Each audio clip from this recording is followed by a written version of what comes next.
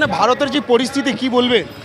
বর্তমানে ভারত সরকারের উচিত আমেরিকার সরকারকে জিজ্ঞেস করা যে এই যে হুমকিটা ওরা দিলেন যে আমার কথা না শুনলে ব্যবসা বাণিজ্য বন্ধ করে দেব, এই কথা আমেরিকার সরকার বলতে পারে কোন অধিকারে, সেটা জিজ্ঞেস করা উচিত। আমার দেশের বিদেশ নীতি কী হবে, আমার দেশ যুদ্ধ করবে কি করবে না, সেইটা ট্রাম্প ঠিক করে দেবেন কেন, এই প্রশ্ন আমার সরকারের আমেরিকার সরকারকে করা উচিত। কিন্তু দুর্ভাগ্যবশত আমার দেশের সরকার আমেরিকাকে সেই প্রশ্ন করতে পারছে না। বিজেপি নেতারা তো বলছে ভারত দিনের পর দিন একটু ভালো জায়গায় যাচ্ছে, মজবুত হচ্ছে, তো লাস্টে ট্রাম্প যখনই হস্তক্ষেপ করলেন তখনই কি 360 ডিগ্রি ঘুরে যেতে হবে? বিজেপি এই প্রশ্নটাই তো তার প্রধানমন্ত্রীকে করা উচিত, যে বিজেপির নেতারা যারা এই কথা বলছেন তারা প্রধানমন্ত্রীকে প্রশ্ন করুন যে ট্রাম্পের কথায় উনি মাথা নত করে দিলেন কেন, ট্রাম্পের বাণিজ্য বন্ধ করার হুমকিতে মোদি চুপসে গেলেন কেন। এই প্রশ্নগুলো তো বিজেপি নেতাদেরই প্রধানমন্ত্রীকে করা উচিত।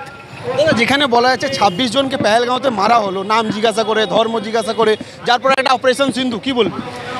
আমাদের অল পার্টি মিটিংয়ে আমাদের যে প্রতিনিধি গেছিলেন, যে অল পার্টি মিটিংয়ে প্রধানমন্ত্রী ছিলেন না, বিহারে ভোটের প্রচারে গেছিলেন, সেখানে গিয়ে আমরা বলে এসেছিলাম যে এই ঘটনার একটা প্রত্যাঘাত প্রয়োজন, সন্ত্রাসবাদ নির্মূল করতে হবে, এবং এক পা বাড়িয়ে বলেছিলাম যে পাকিস্তান সরকারের ওপর চাপ তৈরি করতে হবে যাতে পাকিস্তানের মাটি ব্যবহার করে ভারতবর্ষের দিকে আর কোনো সন্ত্রাসবাদী হামলা না হতে পারে। এটা আমাদের সেই সময় দাবি ছিল।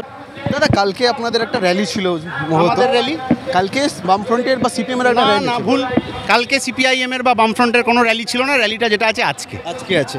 কিছুদিন মানে হয়তো কাল বা পরশু একটা ভিডিও ভাইরাল হচ্ছে যেখানে বলা যাচ্ছে যে পাকিস্তানের জল কেন বন্ধ করে দেওয়া হলো, এই নিয়ে একটা র্যালি, তার মধ্যে দলকে মাঝখানে আনা হচ্ছে, বলছে বামফ্রন্টের লোকেরা এটা করছে।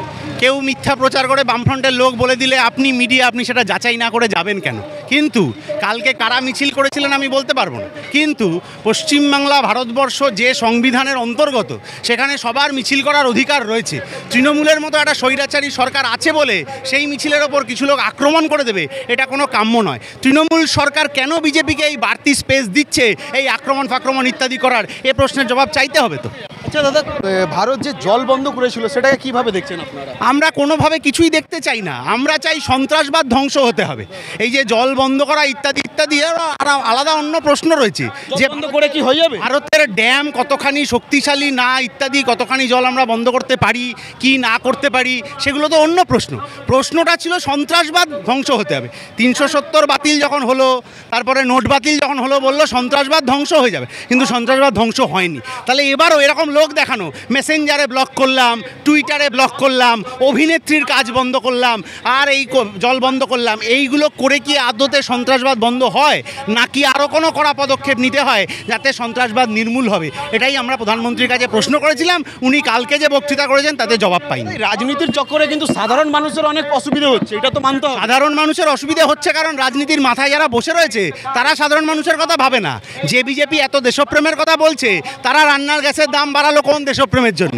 বেকারদের চাকরি দিচ্ছে না কোন দেশপ্রেমের জন্য? ওই সারের দাম, কীটনাশকের দাম এত বাড়ছে কোন দেশপ্রেমের জন্য? আপনার নাম? কলতান দাশগুপ্ত।